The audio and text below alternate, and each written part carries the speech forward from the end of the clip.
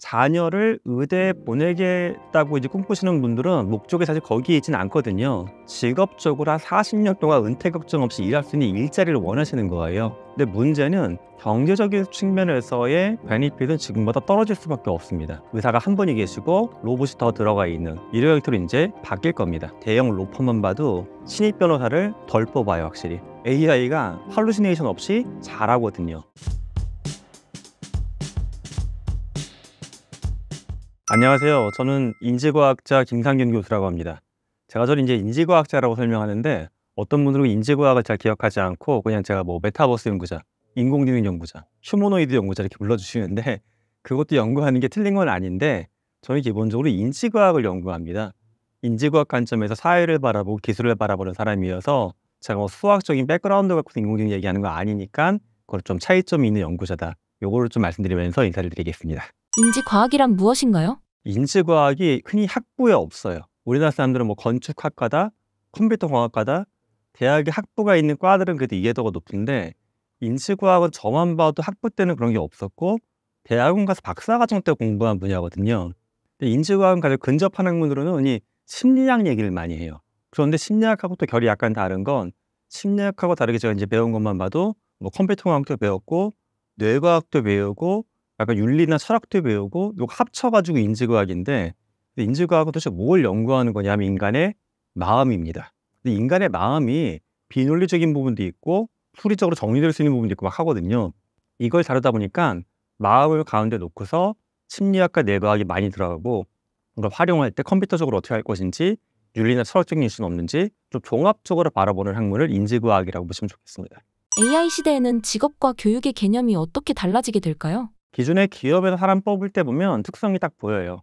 근데 좋은 대학 나온 사람들을 뽑거든요. 근데 예전에는 그랬던 것 같아요. 제 선배 세대까지만 해도 그냥 학과 성적도 별로 안 보고 과도 별로 안 보고 그냥 뭐 S대다 무슨 대다 뽑아갔거든요. 근데 이유가 있었어요. 이 사람들이 성실한 건 맞아요. 그러니까 되게 어려운 공부를 경쟁 관계에서 참아내고 인내하면 성적을 만들어내는 건 맞고 그래서 기업에서 뽑았는데 문제는 성실한 것 같고 일을 잘해왔던 세대가 이미 저물어 버린 거예요. 뭐 최근에도 딥시크 얘기가 많이 돌아다니고 있는데 딥시크만 봐도 그들이 정말 밤새고 집에 안 가면서 공부했기 때문에 저기까지 왔느냐. 물론 훌륭한 인재들도 많이 있었지만은 저는 그들이 갖고 있는 핵심 가치 중에도 하나가 창의성이 있다라고 봐요. 도전 정신에 있고 창의성은 독특한 건데 그냥 해볼까 말까. 에이 안 해봐 이게 아니라 도전 정신. 해서 안 되면 그만이지 해봐도 되지. 다시 할 수도 있잖아. 이게 도전 정신인데 문제는 성실함 위주로 교육을 받았던 세대가 창의성과 도전 정신이 낮게 나와요. 이건 지표상으로 증명이 되고 있는 부분이에요. 그래서 지금 성실한 게 중요하지 않다가 아니라 성실한 거는 약간 비중이 떨어져도 오히려 창의성이나 도전 정신이나 소통 능력이나 다른 능력에 대한 필요성이 사회적으로 올라가고 있다는 겁니다. 근데 우리의 교육은 여전히 앉아갖고 외우는 거, 어려운 문제 누구보다 빨리 푸는 거, 성실함만 계속 요하고 있어요. 근데 이게 참 아이러니하게도 가장 성실한 게 어찌 보면 AI거든요. AI는 아무리 질문해도 계속 답을 하고 화도 안 내고 똑같은 거 100번 물어봐도 조금씩 변화를 주면서 다 답을 하고 앉아 있어요. 예, 전기만 먹여주면 되는 거잖아요. 그런 부분에서 전부 AI하고 인간이 경쟁 관계 두려고 하는 건 아닌데 기업 입장에서 보게 되면 아니 이 성실한 사람이 하던 게 상당수가 AI가 점점 더 하고 있어요. 그러니까 점점 더 이들을 안 뽑겠다고 하는 겁니다. 그래서 사회에서 필요한 인재상이 바뀌고 있고 그에 따라서 교육이 바뀌어야 되고 이건 뭐 부정할 수 없는 논리입니다. 앞으로 의대 진학에 대한 위험성을 말씀해 주셨습니다. 그 이유는 무엇일까요? 저는 뭐 일단 의학이 필요하지 않거나 의사가 기회로 대체된다 100%이 생각을 갖고 있는 건 아니에요. 의학은 미래에도 당연히 중요하고 아무리 기술이 발전해도 병원에 있는 의사가 일정 숫자가 있을 수밖에 없어요. 그런데 자녀를 의대에 보내겠다고 이제 꿈꾸시는 분들은 목적이 사실 거기에 있지는 않거든요. 우리 아이가 뭐 인간을 살리고 승부한 그것도 중요하겠지만 직업적으로 한 40년 동안 은퇴 걱정 없이 일할 수 있는 일자리를 원하시는 거예요. 소득도 상대적으로 꽤 높아야 되고 이 규칙이 많이 통할까 하는 거죠. 의사가 은퇴하지 않고 일할 수 있는 거는 저는 앞으로도 맞을 것 같아요. 근데 문제는 경제적인 측면에서의 베니핏은 지금보다 떨어질 수밖에 없습니다. 작년에 일례로 퍼셉티브라고 하는 한 로봇 의학 기업이 어떤 실험을 했냐 하면 치과에서 로봇을 도입을 해가지고 충치 치료, 일 갈아내고 크라운 씌우는 거 있죠. 이걸 15분 만에 성공을 시켰어요. 로봇만 써가지고. 그 로봇은 단순하게 보면 이렇게 생겼다고 보시면 돼요. 팔만 두 개 있고 상체만 있는 로봇 같은 형태인데 한쪽 발로 치아를 갑니다. 단쪽 팔이 근데 여기에 있는 손끝에 카메라가 붙어 있는 셈이니까 눈이 여기 달린 의사가 있는 거죠. 이를 갈면 이쪽 발로 본을 떠요. 바로 딱 끼워요. 원래 미국 진료 형태 기준으로는 3번 정도 방문해서 총 2시간 이상 걸려야 되는 치료라고 치과 의사분들이 이야기하시더라고요. 근데 이게 1회 방문이 15분 만에 끝났거든요.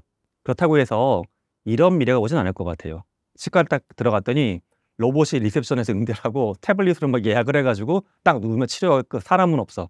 이런 건 안 나타나겠지만 미래의 병원을 가게 되면 정말 동네 치과 좀 큰 거 치과 선생님 3분이 있고 베드가 한 몇 개 깔려 있어. 그 동일한 베드를 유지하면서 치과가 의사가 한 분이 계시고 로봇이 더 들어가 있는 이런 형태로 이제 바뀔 겁니다. 그러니까 우리 아이 진로만 놓고 봐도 의사가 그렇게 갈 수 있다는 거를 유념을 하신 다음에 진로 제도하시는 게 맞고요. 사실 국가적으로 좀 굉장히 답답한 건 뭐 저희 대학도 이번에 의대 지원에 동참하긴 했어요. 근데 좀 안타까운 건 의대에 올 정도의 학생들은 성실한 건 당연히 맞고요. 기초 학력 좋은 것도 맞습니다. 다른 거 공부해도 잘할 친구들이 그 안에 많이 섞여 있거든요. 그리고 다른 거란 건 뭐 인문사회학도 그렇지만 지금 AI나 휴머노이드 열풍 때문에 거론되고 있는 그런 엔지니어링 쪽, 기초과학 쪽 공부해도 잘하는 친구들이 많은데 그들이 너무 의대로만 가니까 기초과학이 발전할 수 있는 게 더뎌지고 있죠. 결국 의학이 발전해서 국가가 발전한다. 이것도 틀린 말은 아니지만 최근의 트렌드를 보게 되면 기초과학이 발전하고 이게 공학을 견인하면서 산업이 발전해서 국가가 올라가는 거거든요. 우리나라 현재 이 두 번째 동력이 떨어지고 있는 건 부정할 수 없습니다. AI 시대의 전문직들의 미래는 어떻게 될까요? 사람들이 이제 흔히 전문직이라고 하게 되면 타짜 직업들 이야기하죠. 뭐 의사, 변호사, 회계사. 근데 먼저 보시면 회계사하고 변호사는 다루는 게 다 데이터입니다. 숫자하고 글자.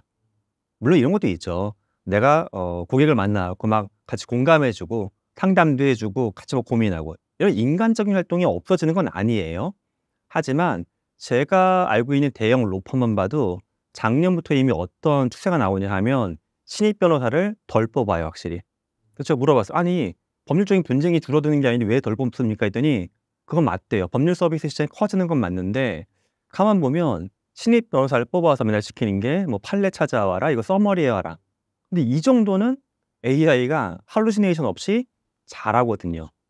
제가 아는 지인 중에도 변호사 라이센스 갖고 계신데 IT 분야 전문가들을 합쳐갖고 이런 솔루션 만드는 기업 만들어서 결과물을 보게 되면 꽤 잘 나와요.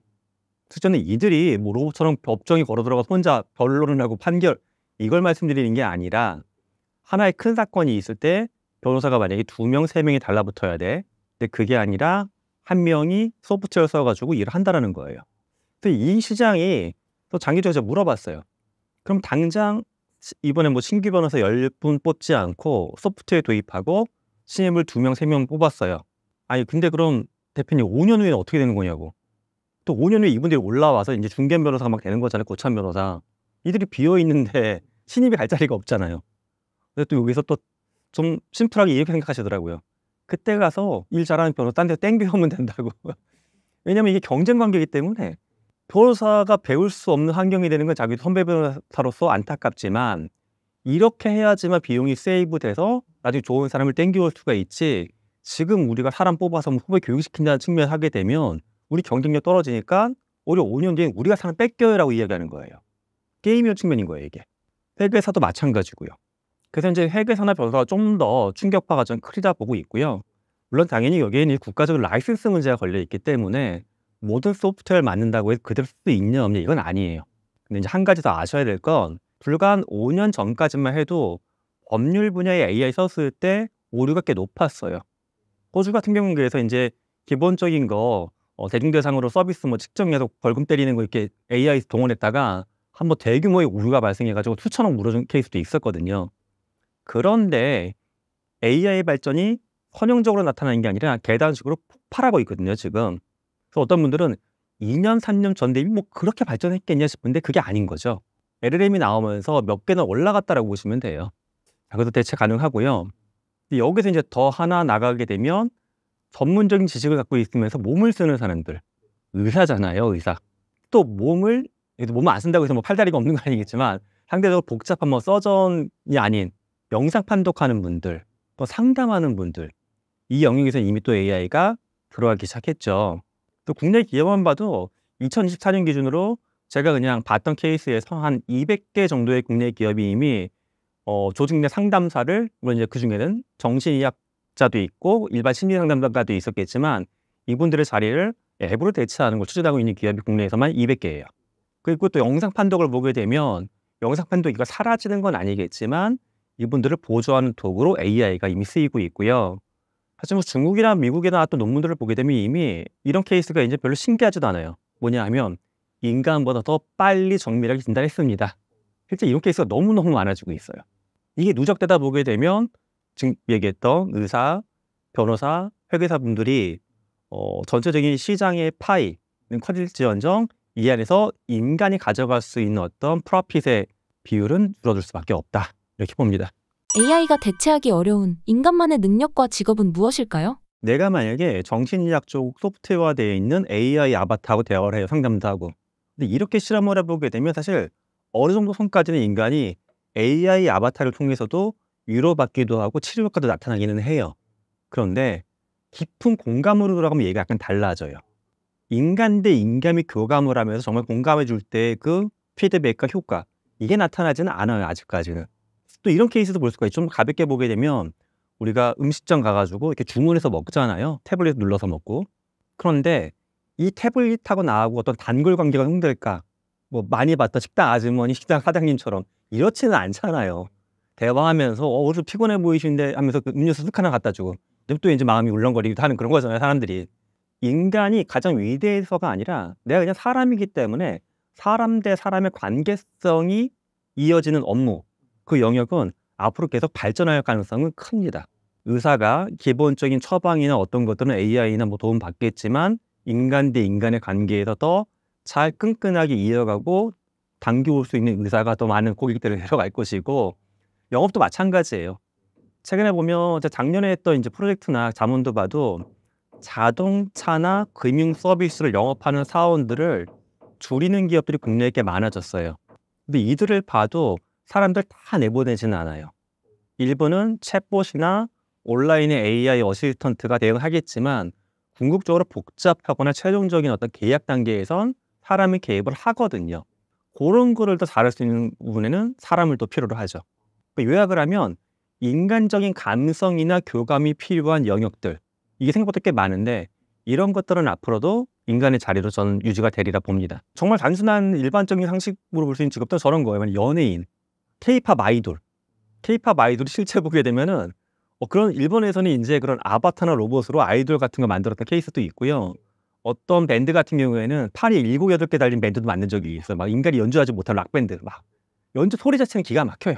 근데 그걸 이렇게 보고 있으면 경이롭고 신기하긴 한데 다시 보고 싶거나 뭐 팬처럼 쫓아다니면서 이렇게 뭐 응원봉을 흔들 마음은 솔직히 안 생겨요. 왜냐, 사람이 아닌 거잖아요. 그러니까 저 사람이 뭐 음식을 만든다, 운동을 한다, 어떤 퍼포먼스를 보여준다. 같은 사람인데 어떻게 저렇게 할 수 있을까? 어떤 서사, 삶의 이야기가 담겨져 있을까? 이 부분이 나한테 매력을 주는 거거든요. 근데 AI나 AI 아바타는 그런 서사나 매력은 사실은 없어요. 그래서 저는 또 아까 감성이나 교감 말씀드렸지만 좀 더 다르게 표현해 보게 되면 인간다운 서사를 각자 만드는 게 굉장히 중요한 시대입니다, 이제. 제가 사실 뭐 사범대를 나온 교육을 전공한 사람은 아니에요. 근데 현직 교수 생활을 18년 하고 있는데 18년 동안 이제 대학에서 학생들 가르치고 또 제가 뭐 중학교나 고등학교에 선생님들 연수도 꽤 했었어요. 근데 제가 웃긴 게 사범대 교수가 아니거든요. 근데 중고등학교 선생님들 연수를 하는데 이유가 그렇더라고요. 선생님들이 아이들이 자꾸 수업 시간에 자거나 동기부여가 안 돼 있거나 또는 수업을 되게 재미없어 하는데 요거를 인제 인지과학적으로 해결할 수 있는 걸 알려달라고 해서 제가 이제 그렇게 해서 연수했었는데, 그렇게 하다 보니까 점점 교육에 대한 관심이 좀 많이 생기긴 했어요. 그리고 인제 최근에 AI를 중심으로 사회 변화가 너무 빠르게 일어나고 있는데 대학도 그렇지만 초등, 중등 교육 현장이 너무 안 바뀌고 있다. 가장 심각한 건 이거예요. 선생님들을 제가 현장에서 만나면 혹시 학교에서 본인이 가르치시는 거가 정말 이 아이들이 10년 후, 20년 후에 잘 써서 도움이 될 거라고 보십니까? 라고 하면 다 눈을 안 마주치려고 하세요. 그 말은 본인도 필요 없는 걸 가르치고 있다라고 생각을 하세요. 근데 왜냐고 하면 사실 뻔한 질문 100이면 100 똑같은 이 답이 나와요. 교수님 입시해야 되잖아요, 입시. 입시에 맞춰갖고 교육을 시키는데 문제는 여기서 굉장히 많은 문제가 발생합니다. 입시가 조금씩은 변경됐지만 사실 저는 제가 대학을 가서 30몇 년 전하고 지금 입시가 엄청나게 바뀌었다는 생각은 별로 안 들어요. 그런데 30몇 년 전하고 지금 산업이나 우리 살아가는 걸 보면 정말 드라마틱하게 바뀌었거든요. 이것만 놓고 봐도 문제가 심각하다. 그래서 저는 교육학자는 아니지만 세상의 변화를 인지고 하고 읽어내는 사람 입장에서 우리 아이들이 과연 어떤 걸 공부하고 어떤 좀 철학을 가져야지만 미래를 살아갈 수 있을까, 이 이야기를 담은 자녀 교육을 하는 뭐 선생님들이나 또 학부모님들이 볼 수 있는 가이드북입니다. 예. AI 시대에 가장 빨리 대체될 직업은 무엇일까요? 또 직업군의 특성이 있어요. 몇 가지 특성을 바라볼 수 있는데 첫 번째로는 반복적이고 매뉴얼화가 되는 업무예요. 즉 자기가 직장에서 하는 업무를 한번 매뉴얼로 만든다고 가정을 해보세요. 이런 경우죠. 신입사원이 누가 다음 달에 들어오기로 했어. 내 거를 카페에서 주거나 또는 이렇게 넘겨주거나 나가야 돼. 매뉴얼화가 되느냐. 매뉴얼화가 쉬운 업무는 당연히 AI가 학습하기 편한 업무거든요. 이런 거. 또 하나가 한 직무를 여럿이 맡고 있는 거, 똑같은 걸. 대표적인 케이스가 상담받는 업무들이죠. 주문받는 업무. 또는 콜센터에서 뭐 고객 클레임 처리하는 것들. 이런 것들 AI 대체가 편한 거죠. 그러니까 매뉴얼화가 되기 쉽고 한 직무를 여럿이 반복적으로 동일하게 하고 있고, 또 하나가 이 직무가 뭔가 대우가 좋지 않거나 직업의 피로도가 높아서 자꾸 사람들의 이탈과 유입이 많은 직업군. 이런 경우에 또 회사에서 신입사원들 새로 교육시키기 부담스럽다 보니까는 AI로 대체하는 것들을 선호하는 경향이 뚜렷합니다. 자, 그래서 이 세 가지의 직무가, 그러니까 세 가지 특성을 갖고 있는 직무가 도대체 뭘까? 대표적인 게 콜센터예요. 그래서 또는 뭐 교육직에서도 사실 좀 민감한 부분이지만 비슷한 역할이 있긴 있죠. 방문하지 않고 전화나 온라인으로 가볍게 상담하거나 체크해주는 교사분들 보게 되면 사실 그분들의 업무도 교육 며칠밖에 안 받고 되게 매뉴얼화가 심하게 잘 돼 있거든요. 근데 지금은 단 아이들이 선생님의 목소리를 듣고 화상으로 얼굴 보면서 사람 선생님이 체크해준다는 감정 때문에 하고 있지만 요것도 사실 그 직무, 또 그 넘어갈 수 있는 직무 범위 안에 거의 들어와 있는 것 같아요, 저는. 정말 대부분의 일자리가 AI로 대체될 수 있을까요? 일자리가 사람들 잘 안 사라진다고 보는데 역사를 뒤집어 보면 사라진 일자리가 사실 엄청 많은 거예요. 우리가 굉장히 단순한 산업이라고 볼 수 있는 농업만 봐도요. 농업 예전에는 당연히 손에 들 수 있는 기구 갖고서 사람이 밭을 기다시피 하면서 일렬로 서가지고 다 씨앗 뿌리고 잡초 뽑고 재배하고 했잖아요. 근데 일례로 미국 같은 경우를 보게 되면 대규모의 딸기 농장은 거의 승용차 두세 배만한 기계가 딸기 농장을 이렇게 밀고 가듯이 하면서 딸기를 다 따요. 딸기 따는 게 되게 복잡한 작업이에요. 사실 이게 잘못 따면 그거 다 뭉그러지고 막 하잖아요. 건너뛰어도 안 되고. 근데 걔는 이제 수많은 카메라하고 로봇파, 그러니까 어찌 보면 생긴 거 문어는 아닌데 자동차인데 그 안에 문어처럼 팔이 여러 개 달려 있다고 보시면 돼요. 펜싱을 해가지고 이렇게 따고 가요. 정밀하게 보면 손끝 자체도 물렁물렁한 재질로 되어 있고 마이크로하게 압력을 제어하면서 이렇게 문져 따내거든요. 여기서 이 장비를 통해서 미국 같은 경우에 수많은 농장의 인력들이 사라진 거거든요. 우리가 쓰는 전화기만 해도 마찬가지죠.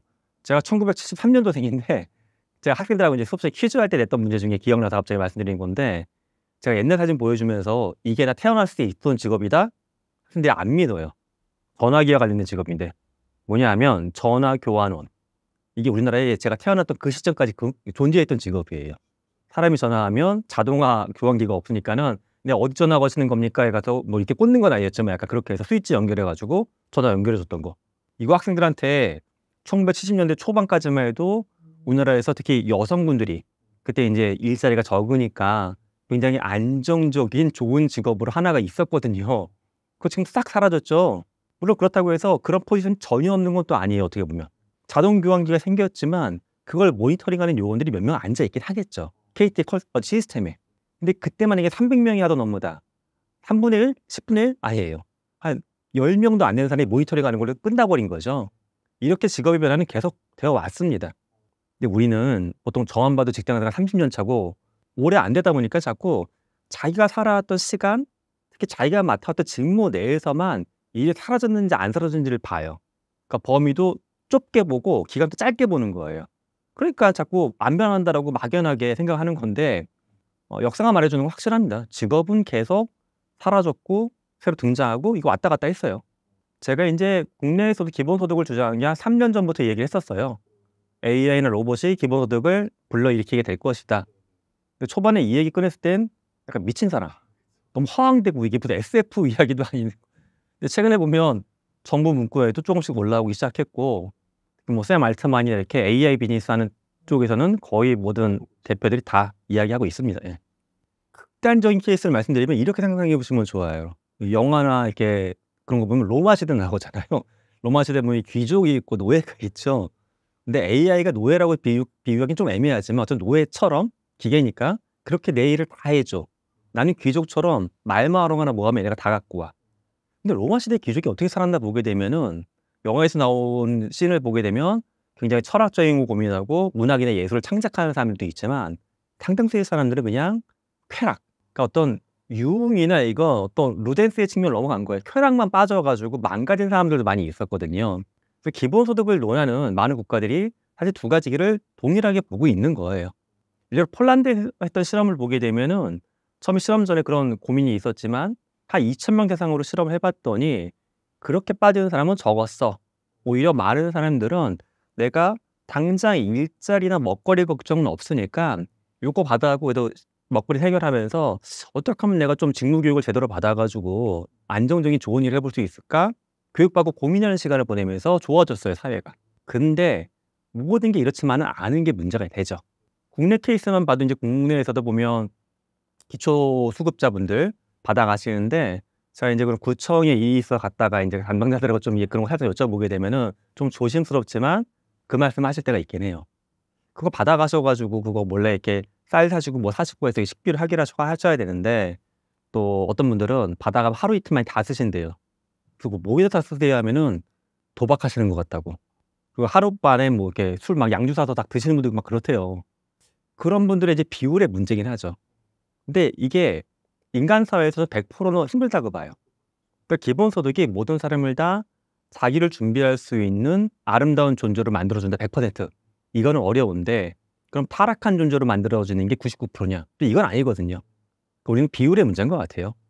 기본소득제를 통해갖고 사람들이 좀 더 자립할 수 있고 인간답지 않은 일에서 벗어날 수 있는 것들을 만들어줘서 한 8, 90%의 사람은 좋은 쪽의 삶을 살 수 있고 한 20%의 사람들은 좀 안 좋아질 수 있지만 그렇다고 이분들을 버려놓는 게 아니라 이 제도를 계속 업데이트 해가면서 이분들을 또 품을 수 있는 방향으로 제도가 가지 않을까. 뭐 제 개인적인 주장이 아니라 지금 말씀드린 건 이제 대부분의 국가들이 바라보고 있는 정책 방향성이 그렇습니다. 막연하고 어렵기만 한 AI 시대에 어떻게 잘 적응해 갈 수 있을까요? 그러니까 AI 시대를 준비한다, AI 역량을 키운다 하면 많은 분들이 알고리즘, LLM에 들어가는 기본적인 어떤 이런 공부해야 되는지 하고 두려워하시는데 제가 이제 수업 얘기를 해드릴게요. 이 경영대학원은 이제 수업을 해보면 학생들의 90%는 다 이과 출신은 아니에요. 대부분 인문사회 계열 공부했던 학사 마친 분들이 석사로 올라오시고 또 바로 올라오는 게 아니니까 연령대도 높아요. 40대, 50대. 일례로 이번 학기 입학하는 저희 학생 중에 68세도 있어요. 되게 나이가 높아요. 이분들한테 갑자기 수학 공식만 알려드리고 그래도 어렵겠지만 저는 알려드릴 필요도 없다라고 보고 있어요. 제가 지난 학기에 저희 수업에서 했던 과제 중에는 30명 학생한테 각자 텍스트 기반의 LLM도 쓰고 영상이나 음향 만드는 LLM도 알려주고 생성형 AI 알려줘가지고 영화 만드는 거 시켰어요. 본인이 주인공으로 등장하는 영화. 팀하고 같이 만드는 게 아니라 각자가 혼자서. 그리고 총 완성된 영화가 두 분은 문제가 있어서 포기하셨고 28편의 영화가 완성이 됐어요. 예, 이 거짓말이 아니라 제가 유튜브 채널도 있긴 한데 운영은 제대로 안 했지만 제 유튜브 채널에 영화 거라다 올려놓고 영화제도 했어요. 저희끼리 KHU AI 영화제 해가지고. 근데 저는 이때도 처음 학생들은 그래요. 아 교수님 제가 이과적인 지식이 없고 AI는 챗GPT 솔직히 신문기사로만 봤지 안 써본 사람 손 들어보라면 절반은 안 써봤다고 해요. 근데 이과적인 지식이 사실 별로 필요하지 않아요. 왜냐하면 여러분들 집에서 음식 데워 먹을 때 전자레인지, 밥솥 다 해서 먹잖아요. 뭐 여러분들이 뭐 유체역학이나 연력학을 알아갖고 그걸 길 돌리는 게 아니거든요. 근데 초반에는 그럴 수가 있죠. 막 증계기관이 나와서 뭔가 버튼도 복잡하고 뭔가 사용성. AI는 그런 물건이 아니에요. 물론 우리가 AI를 기업에서 도입한 담당자거나 깊이 있게 뭔가 디벨롭을 해야 돼. 그러면 알아야 되겠죠. 하지만 우리나라 국민의 절대 다수는 AI 유저예요. 그냥. 유저들은 이게 내부적인 원리를 알아서 쓰는 게 아니라 작동해서 나의 지적인 역량을 어떻게 더 향상시킬 수 있을까? 중요한 건 오히려 메타인지력입니다. 메타인지력은 사람이 자기 머리 쓰는 거를 스스로 깨우치는 길이거든요. AI의 핵심은 메타인지에 있다. 제가 최근에 그 얘기를 많이 들어요. 몇 년 전부터. 아니 교수님은 근데 학생들을 어떻게 불리길래 불린다는 건 나쁜 페이지명이에요. 지인분들은. 또 학생들을 몇 명이길래 그렇게 많은 연구를 하고 있냐고. 근데 제가 제 랩에 그렇게 많지도 않고 그렇게 형이 빡세게만 밀어붙여서 일시키지도 않아요 솔직히. 왜냐면 저는 이렇게 약간 심약한 사람이어가지고 학생들 스트레스 주는 걸 저도 좀 부담스러워하거든요. 근데 AI 도구는 진짜 많이 써요. 진짜 많이 쓰는데 그러니까 이렇게 보는 거죠. 메타인지라는 건 내가 아는 거 모르는 거를 알고 있고 또는 내가 무언가 문제를 해결할 때 어떤 단계로 해결하는지를 깨우치고 있는 능력이에요. 근데 제가 만약에 새로운 분야를 연구하고 싶어. 만약에 농업 또는 제약 분야가 최근에 어떤 일들을 하고 있는 건지. 근데 그렇지만 제약이고 농업이고 저한테 너무 어려운 이슈거든요. 그럼 예전에는 제가 학생들 데리고서 며칠 밤 새면서 막 세미나하고 했어요. 근데 지금 보면 이거를 일했던 과정을 제가 적어보게 되면 처음에 내가 재미있을 만한 논문을 몇 개 읽어봐야 돼. 그래야지 관심이 생겨도 그 다음 단계를 넘어갈 수가 있잖아요. 그럼 AI한테 그것부터 물어보는 거예요. 나 이런 거 했던 사람인데 내가 재미있게 좀 쉽게 볼 수 있을 만한 농업 분야의 최신 연관 3개만 찾아줘. 갖고 와요 AI가. 그럼 그 다음에 제가 물어보죠. 아니 근데 너는 쉽지만 난 여전히 어려운데 근데 내가 이거를 한 중학생 버전으로 네가 설명해 주면 이해할 수 있을 것 같은데 중학생 버전으로 쉽게 단어 풀어서 막 설명해 줘요. 전문 용어 싹 다 빼고 이해가 돼. 그럼 이제 한 대학교 신입생 버전으로 설명해 달라. 몇 단계 거치면 또 요 놈이 싹 소화가 돼요. 그럼 스스로 자기 효능감이 생기는 거예요. 자신감이 올라가. 그럼 그 다음에는 내가 스스로 논문도 찾아보기도 하고. 이렇게 듣다 보면 뭐 이상한 독특한 프로세스가 아니라 우리가 생각하는 프로세스잖아요. 내 생각하는 프로세스에 군데 AI를 붙여가지고 일을 더 즐겁고 확장적이고 때로는 짧은 시간을 써가지고 잘할 수 있게 만드는 거. 이게 AI 잘 쓰는 거예요, 그냥. 제가 지금 말씀드린 거에는 LLM이 뭐 몇 쪽의 파라미터가 있고 뭐 딥러닝을 어떻게 하는지 별로 그거 알 필요 없습니다. 저런 거 있어요. 강남지역 학부모님들이 작년에 있었던 현상 중에 하나가 AI 특강을 새벽반이 있었어요. 자녀들 진로 때문에.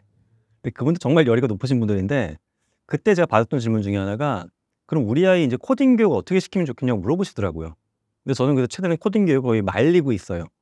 왜냐하면 제가 처음에 코딩을 배웠던 게 대학 가서 배운 92년도고 전 중학교 때부터 혼자 코딩을 좀 했던 사람이기 때문에 80년대부터 코딩을 했던 사람인데 90년대 대학 들어가니까 그때 배웠던 게 어셈블리 언어라고 해서 지금 거의 사용하지도 않는 기계어라는 용어가 있어요. 기계어. 흔히 우리가 얘기하는 C 언어다 파이썬은 그래도 영어예요. if, then, while 해서 영어 문장 꾸리는 건데 이거는 의미도 없는 단어의 조합이에요 그냥. 근데 요즘은 어떻게 했냐면 인공지능은 내가 인간의 언어로 이야기하면 얘가 이해를 하거든요. 이거 하나의 코딩으로 보시면 돼요. 그런데 내가 만약에 제주도에 근무하는 공무원이야. 이번에 감귤축제를 해야 돼. 기획안을 짜라고 그래. 근데 작년보다 훨씬 더 재밌고 멋지게 막 하라고 예산은 절반밖에 안 되는데 막 답답해. 근데 거기다 대고 난 제주도 공무원인데 감귤축제 기획안 짜봐. AI가 만들어주는 답은 썩 그럴듯하지가 않아요. 그러면 여기서 나의 사고 과정과 고민을 얘한테 디테일하게 보여주면 괜찮아지죠. 나는 예를 들어서 어떤 과다가 부서가 옮겨진 사람이고 지금 봤더니 우리 담당하는 누구는 이러이런 거를 중요하게 보는 것 같고 예산은 이렇게 줄어든 예산 중에서도 이 부분은 조금 더 끌어올 수 있는 여력도 있을 것 같기도 하고 모르는 거 아는 거 다 거의 막 입력해 보는 거예요. 그럼 일자 코딩이 돼요. AI가 거기다 피드백을 주죠. 본인이 봐요. 그러면 또 이거를 본인이 이게 좋은 기회인지 안 좋은 기회인지 잘 모르겠어요 솔직히. 그럼 여기서 어떻게 고민해 볼 수 있을까? 제가 지금 케이스에서 새로 들어온 부서를 옮겨온 주무관이라고 했잖아요. 그러면 과거에 우리가 했던 축제들에 대한 데이터가 있을 거 아니에요. 아래 한글 같은 거. 요것도 PDF로 이렇게 만들면 해외 LLM에도 입력이 되거든요. PDF로 변해서 입력을 해. 요거랑 비교 평가해줘. 이 사람의 관점에서 우리 그 위에 있는 상사 관점, 상사가 50대 초반의 아저씨면서 어쩌고 입력한 다음에 평가 딱 해줘. 다 고치진 못하겠지만 요 2개 파트는 좀 더 업데이트 많이 하고 싶은데 나 뭐 해야 되지? 또 물어봐. 즉 대화예요, 대화. 일 잘하는 사람들이 AI도 잘 써요. 그래서 일 잘하는 사람들이 혼자 일하는 사람이 아니라 여러 사람 거느리고 문제없이 리더십 발휘하면서 소통 잘하는 분들 있죠. 이런 분들이 AI 쓰면 잘 쓰세요. 그래서 제가 좀 재미난 건 기업체 임원분들 제가 코칭하는 경우가 가끔씩 있는데 어떤 임원분들이 이렇게 이야기하세요. 김 교수님 근데 나는 AI가 정말 바보 같아서 못 쓰겠다고. 내가 뭔가 입력하면 자꾸 딴소리를 한다고. 제가 친한 분들한테 이렇게 이야기하죠. 원래 대표님의 비서분은 워낙 대표님의 말을 잘 알아듣는 사람이어서 대표님한테 학습이 10년 동안 낸 사람이어서 알아듣지만 얘는 천재다 AI는. 하지만 당신을 처음 마주한 천재다. 알 수가 없다. 이 대화에서 문제가 생기면 천재한테 문제가 있는 게 아니라 당신한테 문제가 있는 거라고. 당신이 더 섬세하고 꼼꼼하게 여러 번 물어보시라고. AI 시대 코딩은 사람하고 잘 대화하는 사람 이거라고 그냥 단순하게 생각합니다.